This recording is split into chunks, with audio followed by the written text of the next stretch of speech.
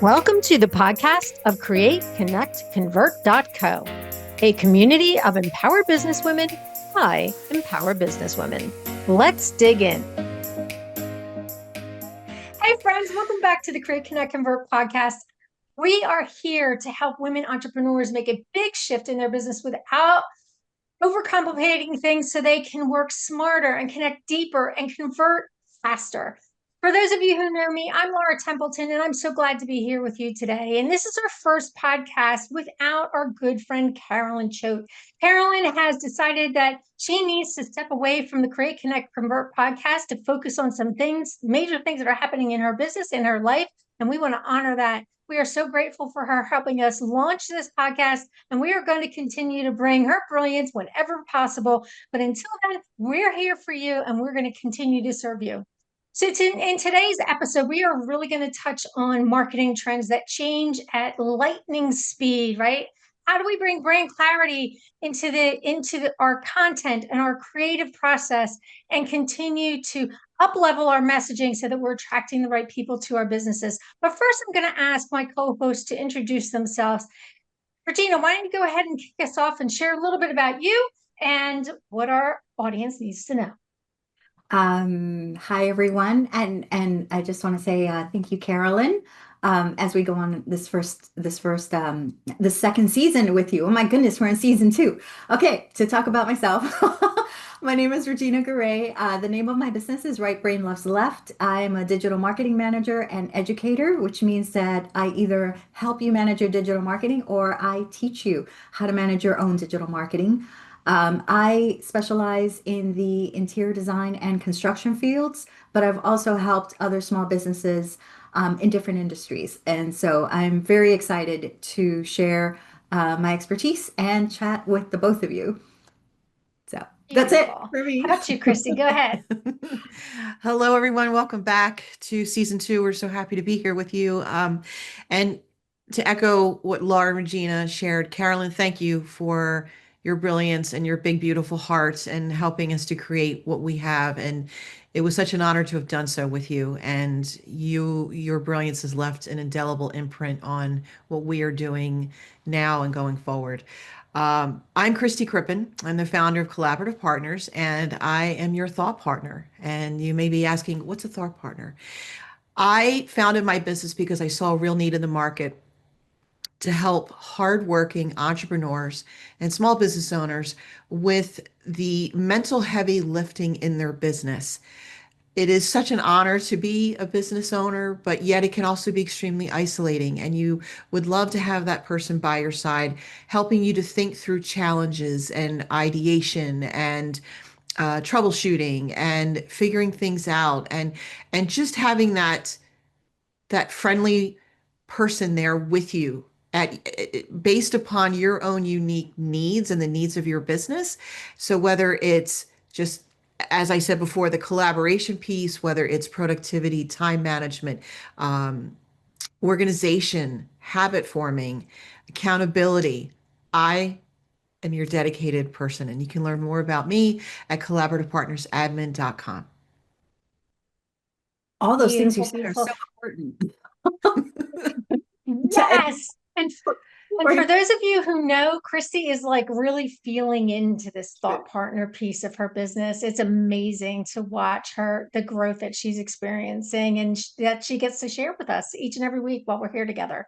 So, and for those of you who are new to our podcast, I'm Laura Templeton. I'm a speaker, author, and the chief instigator at 30 Second Success, where I help business owners and professionals connect with clarity, confidence, and compassion so they can attract the clients they love to work with. We all love working with the people that light us up every day, and I want that for you. So, all right, let's get into it now. This is going to be a very powerful and practical conversation. So settle in, grab your coffee, grab your water, jump on your treadmill, wherever you are listening. This is for you. So today we're going to be talking about clarity for your conversions, for converting to, the content and the communications that you're putting out into the world. How do you convert that into paying clients? Because let's face it, that's what we all need, right? We need paying clients so that we can stay in business and we can serve the people that we're meant to take care of. So some of the questions that we are going to be discussing today really focus on that conversion piece. But let's jump in and talk a little bit about conversations, right? And communications. So what are the most common signs your brand message isn't resonating with your audience? This is one of the things that people ask me all the time is like, I just feel like my message isn't connecting. It just feels sloppy. It feels messy. So a lot of times we dive deep into understanding what your message is about. And it's more one of the biggest key things that I love sharing with my clients is that your message isn't about you. It's about them. It's about how you make them feel, right? Is your message really reaching to the heart of what your ideal client is struggling is? So, Regina, how would you answer that question for your audience, right? What are the most common signs your brand message isn't resonating with your audience, and how do you help them fix it? Um, my gosh, that's such a great question. Okay, so the first thing is engagement, and that can mean visits to your website or answers on your social media, or open rates on your newsletter, anything of that. I consider all of that a little bit of engagement. If you're not seeing that, then that's when you need to look at that message. But looking at that message involves knowing who your target audience is, very, very well and specifically. Like if I were to come up to you and say, who's your target audience? Rattle it off: ages, habits, where they go when they go online, their interests, lifestyles, all these different things, because that's going to tell you their pain points. And when you know their pain points, that's when you can speak to how your services or your products address those pain points. And that's when you're going to start seeing engagement, when they look at something that you write or something that you share and they're like, that person gets me and I'm going to work with them. So that for me is that engagement is the indicator. Beautiful, beautiful. I love that. So you're talking about creating that client avatar that really creates that creates that framework for all the communications that you're putting out into the world, correct? Mhm. Yeah. Yeah, and I like how you talk about the engagement on your social, right? Engagement is a really big sign that your message is not landing. And I think a lot of people forget to look at, how many, it's not just the impressions, right? It's the comments, what type of comments you're getting, right? What are people just clicking, oh, I like it, I like it, I like it. But are you inviting them in to engage with you? I think that's something that a lot of people miss in what they're posting on social media. See, what are your thoughts on this particular issue where what are some of the signs that your brand message may not be working or resonating with your audience? I actually went through this myself back in the early days of my business. I came from an administrative background in both corporate as well as in small business.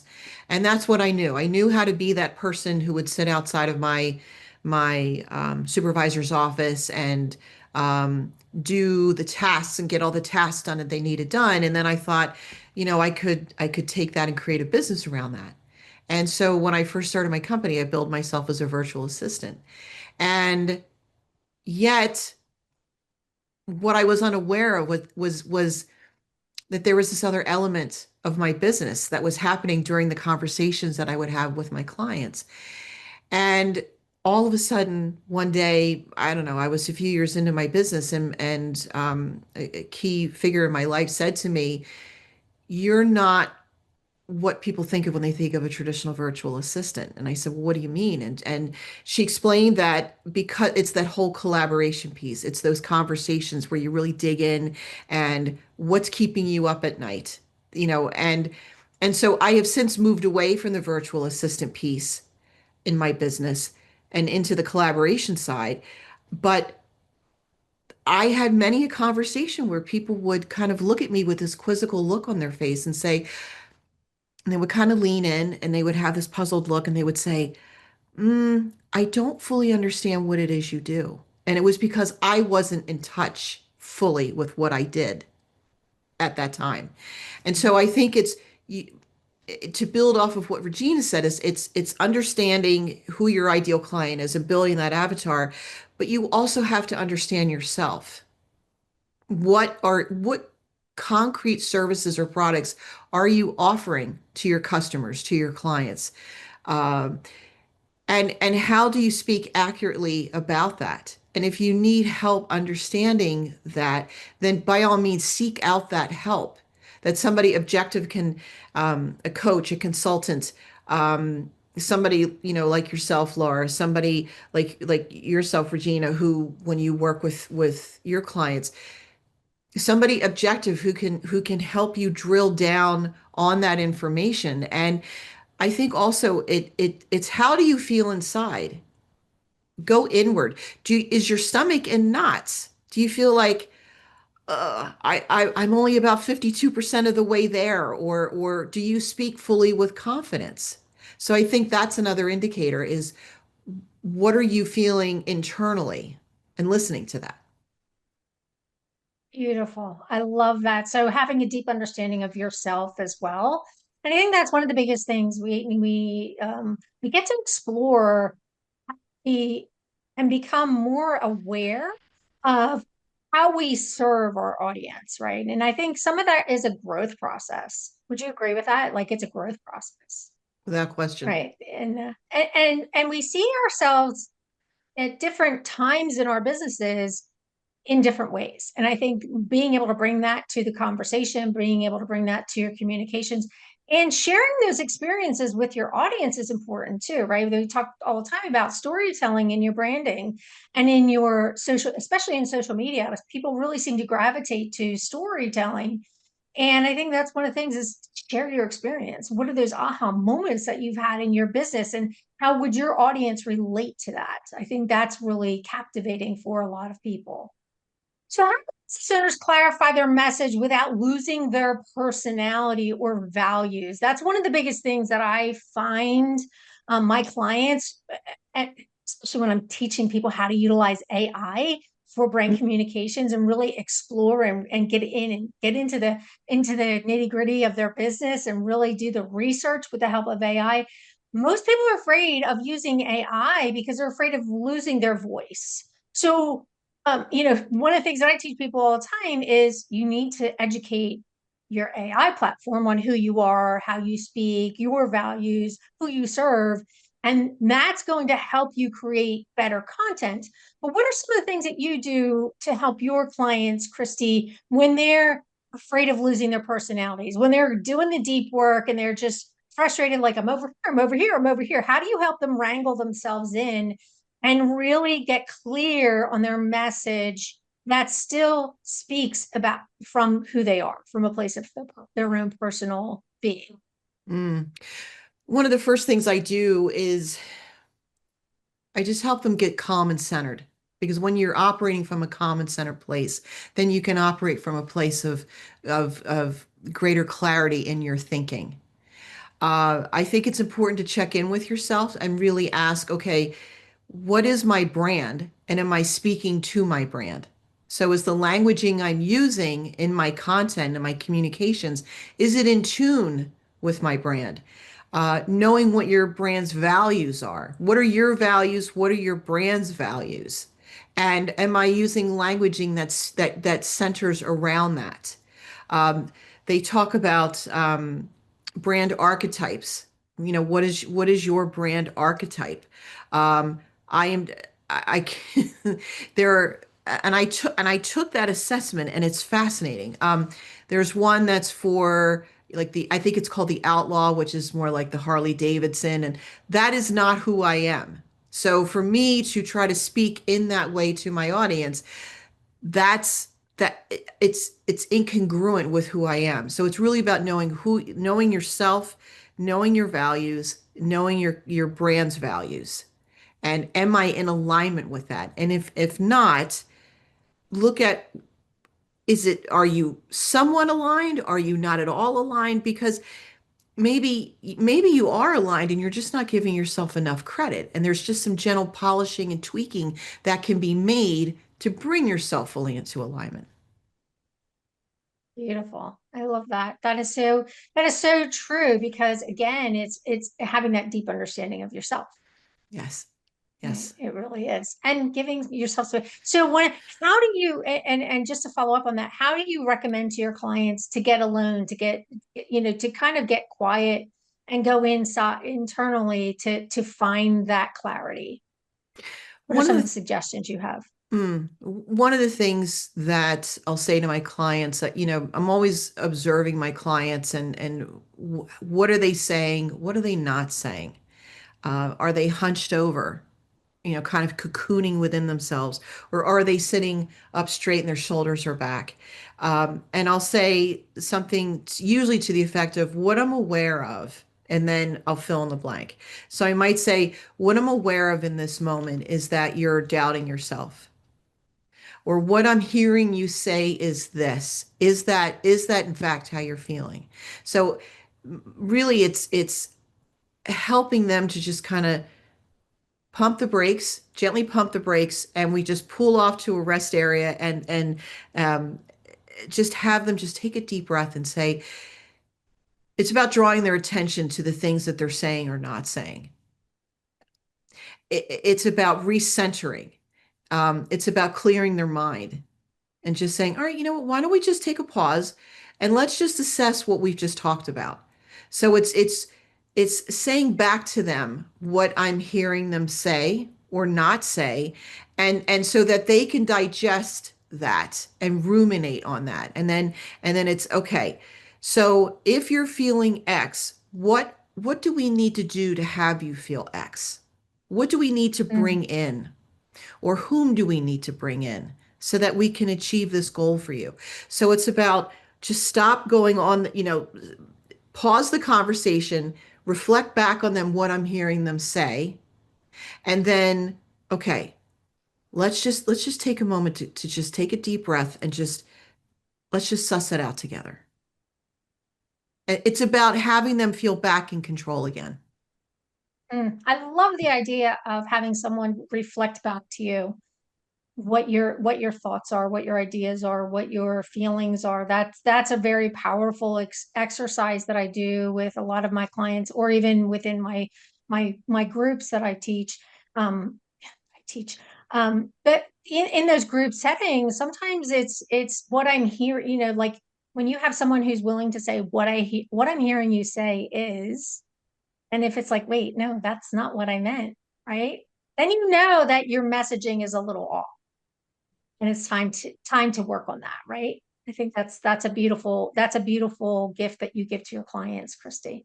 Thank you. Regina, so for you, for this question, the idea of clarity, how do you help business owners clarify their message without losing their personality or values?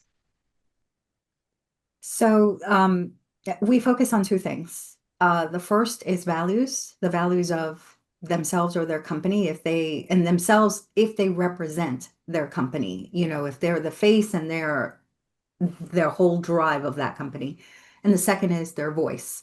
So the values are things like, are you a cutting edge company? Do you always chase the latest trends? Are you that kind of a company where you're going to be on that cutting edge? Are you environmentally friendly? Do you have sustainable practices within your business? Or things like, are you a heritage business? Is this, are you the second or third generation of this business? So there's a lot of different values. Do you have promises that is that your thing? Our product does this and it'll get rid of everything forever. That is our promise. Is that the kind of company that you are? So you have to, put together your company values. I would say maybe two or three, maximum four, that you put your message around that. And then the second thing we're talking about is the voice. How is that voice? Is it professional and corporate? Is it more laid back? Are you just a casual, gentle kind of business kind of voice? Third, are you brash and bold? Are you out there, saying big things and following it up with big projects?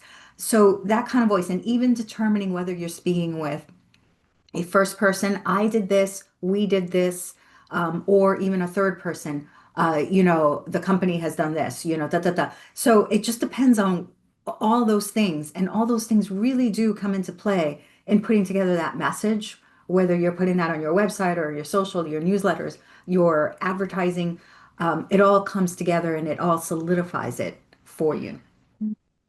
I love that. I love that. And I think it's really important too. And I think that, even on an intake form when you're working with clients, that's a great question to ask. Yes. What's your brand voice? What are your company values? It's a great question to be asking. But even for yourself, right? To have a place where you actually have this documented.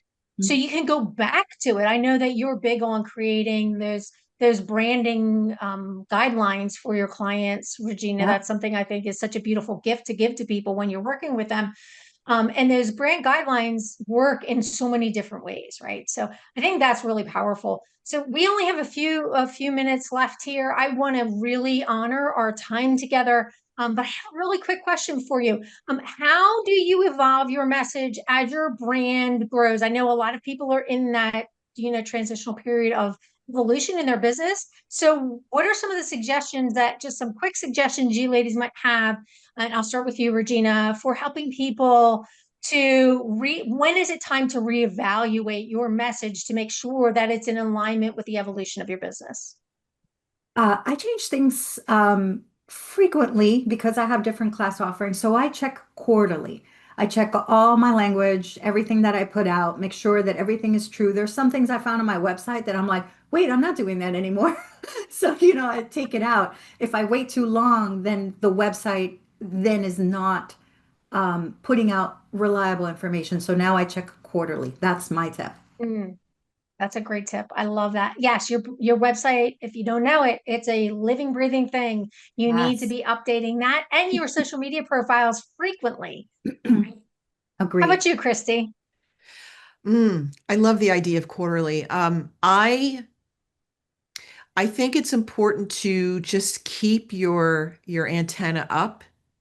For me, it's something that kind of, and I'm undergoing a rebrand right now myself, but I,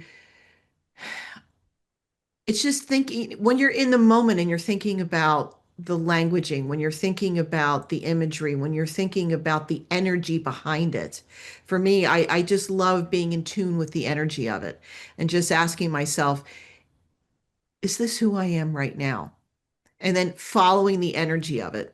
And if I feel it peter out and I go, okay, why am I petering out right now? Is it because of fear around something, or is it just not who I am? Or is it like really strong? Like the further I go, the more magnetic it becomes.